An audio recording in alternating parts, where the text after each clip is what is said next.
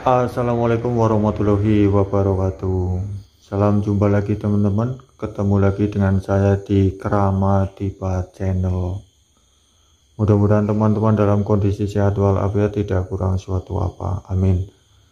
Begini teman-teman, setelah saya upgrade PLTS saya menggunakan MPPT. Sekarang baterai saya cepat sekali penuh, baru setengah hari sudah penuh.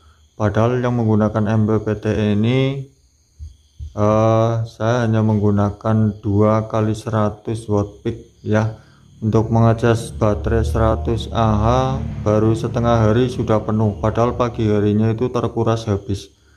Kemudian yang 120 watt peak saya gunakan untuk mengecas Powerwall mini ya, Powerwall ini menggunakan SCC hijau ini, ternyata juga baru setengah hari juga sudah penuh teman-teman. Artinya bahwa saya memerlukan baterai lagi untuk memaksimalkan penyimpanan. Nah, yang menjadi pemikiran saya selanjutnya ketika mau menambahkan baterai lagi, yang jadi pertanyaan adalah saya mau menambahkan baterai VRLA 100 Ah atau justru saya akan menambahkan Powerwall mini ini biar menjadi Powerwall yang tidak mini. Itu teman-teman, ada pertanyaan seperti itu.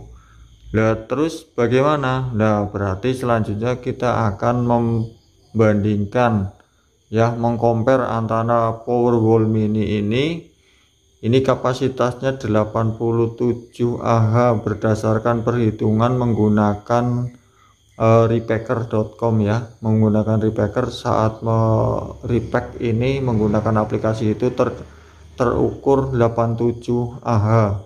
Sedangkan baterai yang satunya yang menggunakan SCC ini baterai Soto teman-teman, di bawah ya. Ini Soto 100 Ah ya, bisa teman-teman saksikan. Nah mari kita hitung sebenarnya ketika saya harus menambahkan kapasitas baterai, saya harus menambahkan Powerwall mini ini atau menambahkan baterai Soto tadi. Oke, kita simak hitung-hitungannya sebagai berikut teman-teman. Oke teman-teman, kita lanjutkan pembahasannya. Jadi kita akan mulai pembahasan pembiayaan untuk membuat sebuah Powerwall mini yang tadi ya, yang 87 Ah itu memerlukan biaya berapa sih? Kayak gitu, kita coba analisis satu persatu. Oke, yang pertama ya, ini judulnya kalkulasi Powerwall mini ya, karena 87 Ah ini saya kategorinya mini menurut saya. Oke, yang pertama baterai holder ya.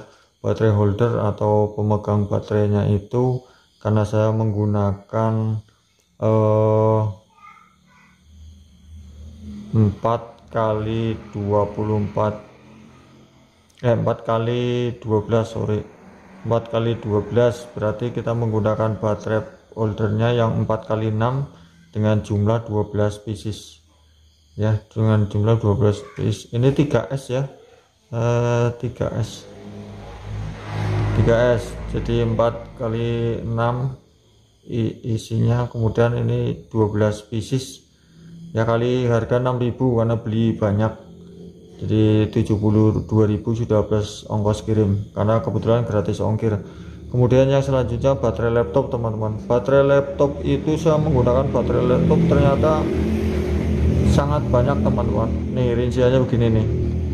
Nih baterai laptop yang dipakai, ada 144 ya. Nah, 144 biji yang dipakai. Namun dari 144 itu ternyata urutannya prosesnya panjang teman-teman. Ya, dari 144 ini hanya yang dipakai. Kemudian sisanya kemana? Nah, sisanya itu ada yang 30 itu yang kapasitas yang kecil yang saya gunakan untuk membuat power pack ya. Kemudian ada yang tidak terpakai karena kapasitasnya di bawah 1000, ini ada juga. Kemudian ada juga yang dibuang ya teman-teman karena memang bocor, ini ada sekitar 12. Jadi totalnya yang saya beli yang dipakai dan tidak terpakai itu Ya ini totalnya ini 228 biji baterai ya, 228 baterai. Kebetulan saya membelinya itu selalu yang isi 6 untuk memudahkan penghitungan sebenarnya, dan yang isi 3 juga sih, tapi saya perhitungan untuk memudahkan yang isi 6. 228 dibagi 6 sel ya. Satu baterai laptop kan isinya 6, dari 228 pieces baterai dibagi 6 ketemunya 38 baterai laptop. Nah, 38 baterai laptop. Kemudian rata-ratanya harganya itu sekitar 12.500 ya. Karena sebenarnya saya beli ada yang 15.000, tetapi saya sempat membeli ada yang harganya sekitar 10.000. Jadi saya buat rata-rata itu di harga 12.500. Ini 38 baterai laptop bekas kali 12.500, ini 475.000. Ini termasuk semua baterai yang saya beli, baik yang digunakan untuk Powerwall mini ini maupun yang bukan, karena itu termasuk pembiayaan. Oke, kemudian yang selanjutnya BMS ya, baterai management system. Kita beli yang 3S 60 ampere, 3S 60 ampere harganya 48.000, sudah plus ongkos kirim karena gratis ongkos kirim ya. Kemudian yang selanjutnya itu sekun ya, sekun atau terminal kabelnya ini yang agak besar, yang mungkin 8 mm apa ya, bisa untuk kabel 8 mm. Ini kita memerlukan kurang lebih 10 buah ya, 10 buah. Ini dengan harga kurang lebih Rp3.000, jadi 30.000. Kalau lihat harganya sih murah, 3.000 ya, tapi kalau jumlahnya 10 jadinya 30.000, jadinya lumayan. Kemudian selanjutnya kabel untuk busbar yang kita pilin yang 3 kabel, kemudian kita pilin jadi satu. Itu saya menggunakan kabel kecil sebenarnya, kabel 1,5 mm ya, panjangnya kurang lebih 15 meter teman-teman. 15 meter kali per meternya 4.000, karena saya beli ngecer tidak per roll karena butuhnya ya sedikit ya. 4.000 kali 15 meter ya 60.000 juga. Kemudian yang selanjutnya adalah kabel serabut. Ini kabel serabut untuk yang ke terminal baterainya ya, kabel serabut untuk ke terminal baterainya kurang lebih ya sekitar Rp1.000, saya pikir cukup lah gitu ya, Rp1.000. Atau kalau ada ya teman-teman bisa menggunakan kabel potongan-potongan ya, atau potongan-potongan kabel maksudnya, itu juga bisa, yang penting ukurannya bisa diperkirakan sesuai gitu, sekitar 10.000. Kemudian yang selanjutnya T0, karena penyolderan juga cukup banyak teman-teman, jadi kita memerlukan T0. Mungkin harganya agak susah kalkulasi sebenarnya, tapi saya kalkulasikan 5.000 saja lah. Intinya di situ ada pembiayaan, jadi tetap kita hitung nanti bisa naik turun, saya kira tidak terlalu jauh. Kemudian kita total ini untuk membuat Powerwall mini ini membutuhkan biaya berapa sih? Ternyata setelah ditotal jumlahnya lumayan, 700.000. Ini 700.000 untuk membuat baterai Powerwall 87 Ah. Oke ya, 700.000 catat dulu. Kemudian yang selanjutnya kita akan membandingkan ya antara Powerwall dengan baterai Soto yang 100 Ah itu. Gini teman-teman, nih ini untuk Powerwallnya, kemampuannya kalau baterai 18650 ya, Powerwall itu kan baterai laptop itu bisa di discharge sampai dengan 70%. Kalau di informasinya sih bisa 80%, tetapi kalau untuk amannya coba kita hitung 70% saja dulu. Kalau kita hitung 70% dari total kapasitas itu yang bisa kita gunakan, berarti kapasitas efektifnya itu 60,9 Ah. 60,9 Ah ya.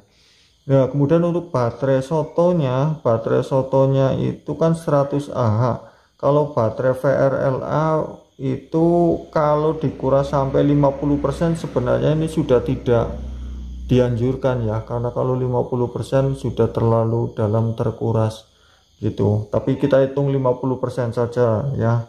Coba kita hitung 50%. 50% kali 100 Ah otomatis jadinya 50 Ah. Kalau dari perbandingan kemampuan kapasitas efektifnya di sini, yang kapasitas aslinya lebih kecil ya 87, ternyata ini kalau kapasitas efektifnya jadinya lebih besar dibanding ini. Selisih 10 Ah, lumayan. Selisih 10 Ah dengan kapasitas yang berbeda, ini kan 100, yang ini 87 gitu ya. Jadi ini termasuk ini menjadi pertimbangan. Nanti saya menambahkan baterai itu mau baterai VRLA atau justru baterai Powerwall.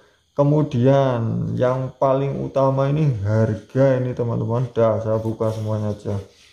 Harga untuk membuat Powerwall ini tadi kan sudah nih, yang di sini nih. Membuat Powerwall harganya biayanya ternyata 700.000. Kemudian kalau membeli baterai VRLA Soto lagi atau Narada dan sebagainya, itu kisarannya sekitar 1.700.000. Ini saya dapat 1.671.000. Ini sudah plus ongkos kirim. Ini 100 Ah ya. Kalau saya misalkan beli berarti otomatis 100 Ah dan usahakan mereknya sama biar nanti bisa diparalel dengan lebih aman gitu. Ini menjadi pertimbangan tentunya ya teman-teman. Nah, tetapi ada hal yang tidak atau belum tercantumkan di sini ya teman-teman.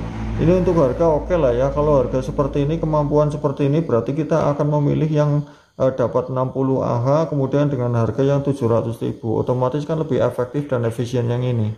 Tetapi teman-teman, proses itu belum kita bahas. Untuk proses untuk pembuatan Powerwall ini bisa memakan waktu sampai 3 bulan teman-teman.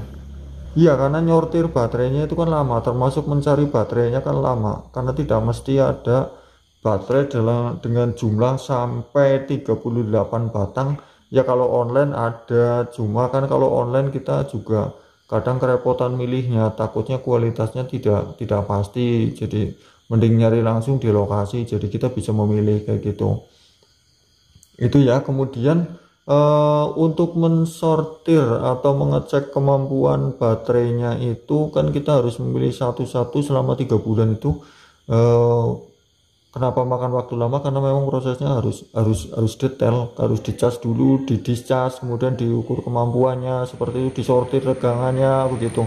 Nah, untuk proses semua itu kan otomatis membutuhkan perlengkapan seperti charger itu ya jangan yang isinya 4, wong baterai yang kita cas sampai ratusan seperti ini, kalau yang chargernya sedikit nanti merepotkan. Jadi chargernya paling enggak punya charger yang isinya banyak. Saya punya yang isinya sampai kemarin berapa ya, 4 sama 6, berarti bisa sekali ngecas itu bisa 10 baterai itu ya. Itu lumayan mempercepat ya. Tetapi untuk alat ukur kapasitasnya, litokalanya saya hanya punya 1. Nah, otomatis itu kan memerlukan biaya lagi. Untuk litokala juga harga bisa sekitar 300.000, belum plus chargernya. Kemudian untuk charger baterainya sendiri kan harus ada adaptornya juga. Di sana mungkin ada biaya juga sampai 500.000. Kalau memang belum punya alat itu, berarti lebih murah baterai Sotonya ini, VRL-nya lebih murah karena tinggal beli, tinggal pakai, selesai masalah.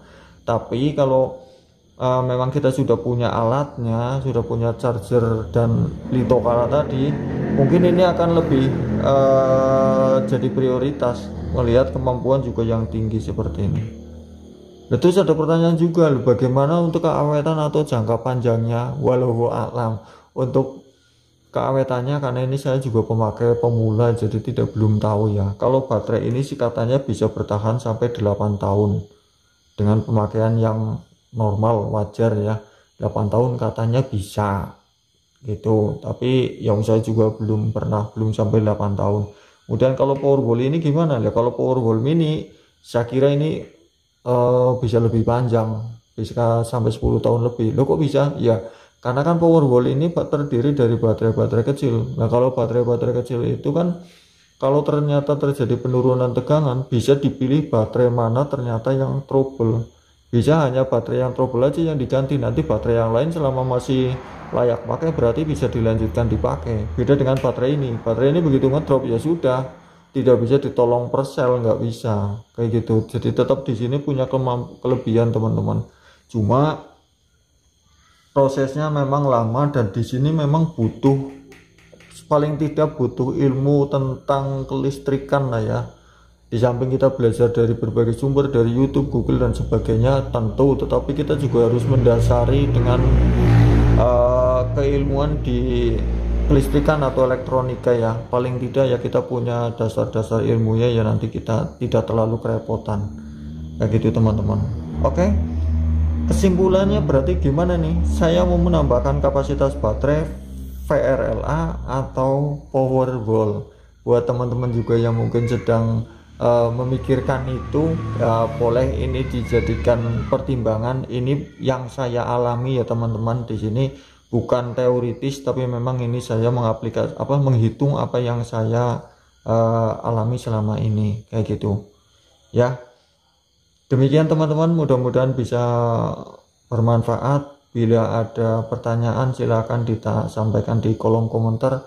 Bila ada sanggahan atau ada yang kurang pas yang saya sampaikan, mohon berikan berikan komentar di kolom komentar biar kita bisa belajar bersama, berbagi bersama. Ingat teman-teman, ketika kita meninggal nanti ada 3 amalan yang akan tetap mengalir, walaupun pahalanya akan tetap mengalir walaupun kita sudah meninggal. Yang pertama itu adalah amal jariah, contohnya infak. Kemudian yang kedua itu ilmu yang bermanfaat, dan yang ketiga adalah anak yang soleh yang selalu mendoakan orang tua. Nah, yang kedua tadi, yang ilmu yang bermanfaat, insya Allah ketika kita berbagi ilmu dan ilmu itu selalu dipakai walaupun kita sudah meninggal, insya Allah pahalanya akan tetap mengalir kepada kita, insya Allah, amin. Seperti itu teman-teman, mohon maaf kalau ada hal kurang berkenan.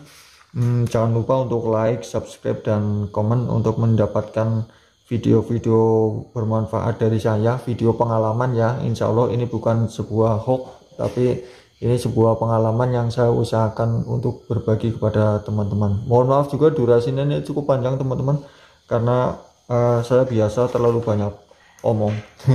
Mohon maaf, terima kasih, mudah-mudahan bermanfaat. Assalamualaikum warahmatullahi wabarakatuh.